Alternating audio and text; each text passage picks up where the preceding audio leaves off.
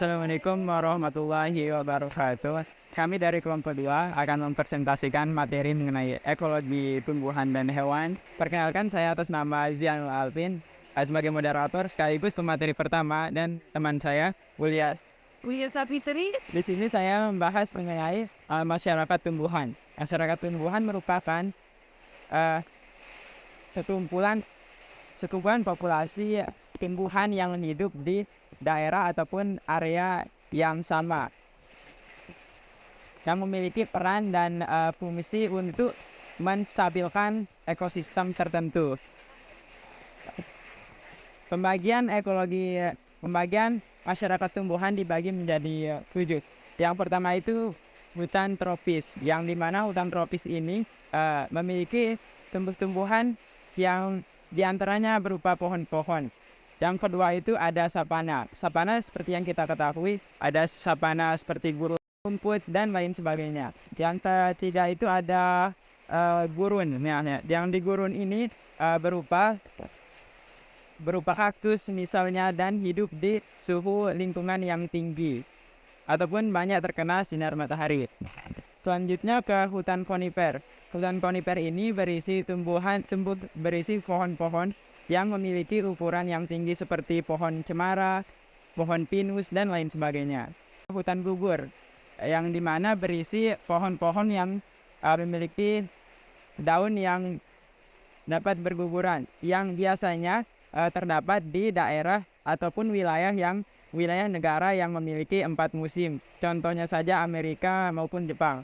Itu hutan bakau. Nah, di hutan bakau ini terdapat di daerah sekitar pesisir pantai, dan biasanya terdapat tumbuhan seperti mangrove dan lain-lainnya. Pembagian masyarakat tumbuhan berdasarkan lingkungannya dibagi menjadi 6. Masyarakat tumbuhan tropis, yang dimana pada suhu 20 sampai 28 derajat Celcius. Contohnya saja pepaya maupun pisang. Dan selanjutnya ke masyarakat tumbuhan gurun, yang dimana masyarakat tumbuhan gurun ini berisi tumbuh-tumbuhan yang hidup di tempat yang panas, sesuai dengan namanya, masyarakat tumbuhan gurun. Dan biasanya tumbuh-tumbuhan ini contohnya seperti kaktus dan lain sebagainya. Masyarakat tumbuhan hutan, di mana masyarakat tumbuhan hutan ini berisi tumbuh-tumbuhan yang memang hidup di hutan. Selanjutnya masyarakat tumbuhan hutan gugur, sama seperti yang tadi, bahwa di sini tumbuh-tumbuhannya memiliki daun yang berguguran, dan biasanya terdapat di wilayah yang memiliki 4 musim. Selanjutnya kita ke suksesi. Nah, suksesi sendiri merupakan di mana kondisi lingkungan yang rusak akibat bencana seperti gunung meletus, banjir, dan lain sebagainya. Dan di mana lingkungan ini secara bertahap untuk kembali ke lingkungan yang lebih baik dari lingkungan sebelumnya. Mungkin hanya ini yang dapat saya sampaikan mengenai masyarakat tumbuhan. Sekian. Di mana yang sebelumnya mengenai masyarakat tumbuhan, ini saya akan menjelaskan tentang organisme makhluk hidup. Di mana organisme makhluk hidup itu merupakan makhluk hidup yang memiliki kemampuan untuk melakukan metabolisme, bereproduksi, bereaksi dengan kelangsungan lingkungannya, serta memiliki pembuluh darah dan jaringan. Selanjutnya, sifat adaptasi organisme. Di sini terdapat 3 sifat. Yang pertama, kelenturan organisme. Organisme memiliki sifat yang responsif atau peka terhadap lingkungannya. Watak ini merupakan sifat adaptif pada proses interaksi dalam ekosistem yang tidak dimiliki oleh komponen-komponen abiotik. Selanjutnya, dinamika ekosistem. Dinamika ekosistem itu sendiri dirumuskan sebagai kumpulan dari populasi dalam ekosistem. Dengan demikian, pembahasan konsep komunitas dapat dipahami dari konsep jenjang satuan biologik di bawahnya, seperti populasi, individu organisme atau satuan organisme di bawahnya seperti sel dan gen. Dan yang ketiga, paling selimpahan spesies dan keanekaragaman komunitas.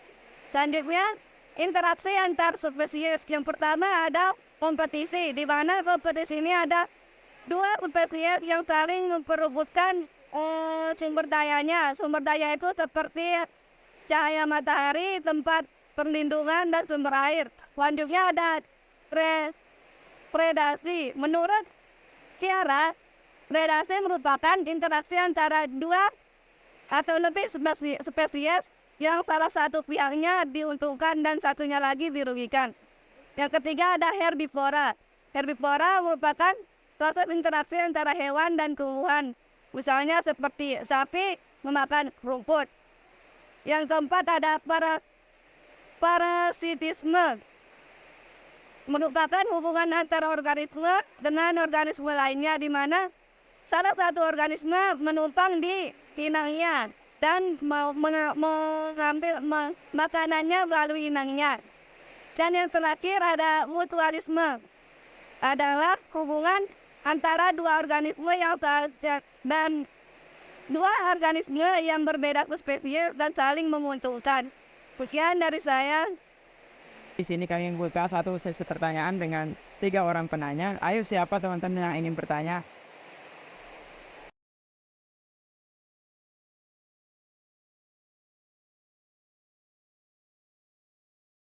Di sini saya ingin bertanya, tadi kan di sini ada beberapa interaksi antar spesies. Di sini ada 6 interaksi antar spesies, dan yang pertama itu ada namanya kompetisi, yang dimana kompetisi ini adalah dua spesies tergantung pada sumber daya tertentu di lingkungannya, yang mereka itu bersaing untuk mendapatkan sumber daya tersebut gitu. Bisa enggak ngasih contoh gitu, karena kan di sini cuma penjelasannya aja gitu, nggak ada contohnya. Kayak gimana sih persaingan mereka gitu.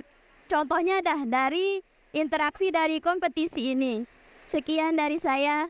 Thank you. Kenalkan, saya Sulistiana. Di sini saya mau bertanya tentang di bagian contoh masyarakat tumbuhan. Ada di bagian nomor 3, yaitu hutan konifer. Nah, di sini menurut saya hutan konifer ini sangat istimewa lah gitu. Soalnya di sini dibilang dia bisa menjaga keseimbangan karbon dioksida dan oksigen di atmosfer gitu. Nah, apakah hutan konifer ini bisa kita temukan di Indonesia? Kalau misalkan ada di Indonesia, di bagian mana gitu, di daerah mana kita temukan? Kalau misalkan tidak ada di Indonesia, di dunia ini, di negara mana terdapat hutan konifer ini gitu? Cuma itu. Mau bertanya kan materinya itu masyarakat tumbuhan dan organisme. Nah, mungkin pertanyaan saya ini sedikit agak awam, tapi masih bingung gitu, kenapa tumbuhan itu bisa disebut dengan masyarakat tumbuhan. Mungkin cuman itu yang bisa saya tanyakan. Terima kasih. Oke, saya akan menjawab pertanyaan dari saudari Halimatus Sadia, di mana pertanyaannya contoh dari interaksi antar spesies yang kompetisi. Ya, yang pertama. Kompetisi itu dua spesies tergantung pada sumber daya tertentu di lingkungannya, maka mereka akan saling bersaing untuk mendapatkan sumber daya, di mana sumber daya itu seperti makanan, selain itu juga seperti tempat berlindung, cahaya matahari, sumber air, dan lainnya. Di sini saya kasih contoh di makanan, misalnya pada sapi dan kambing. Makanannya kan sama, rumput, jadi mereka akan bersaing untuk mendapatkan kompetisi ya, seperti itu. Gimana? Jadi ngasih contoh itu dari segi makanan, sumber daya dari makanannya itu. Ya bisa diterima, karena kan tadi cuma contoh doang.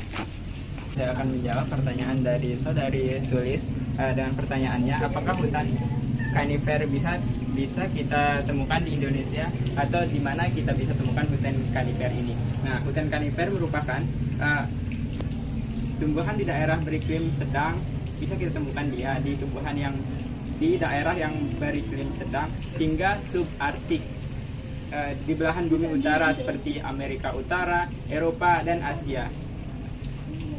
Dan dibagi menjadi beberapa letaknya. Yang pertama itu di pegunungan, contohnya bisa ditemukan di pegunungan Amerika Utara dan pegunungan Himalaya. Dan yang kedua itu di tempat yang beriklim sedang, bisa ditemukan di Norwegia dan Skotlandia. Bisa diterima?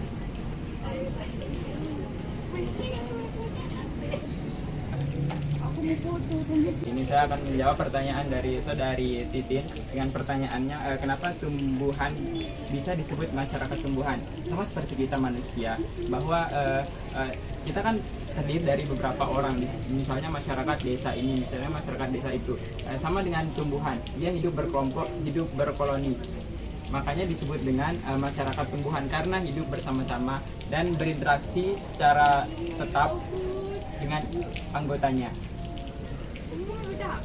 Bersama, berkelompok dan hidup bersama. Saya juga mempunyai masyarakatnya sendiri. Iya. Terima kasih.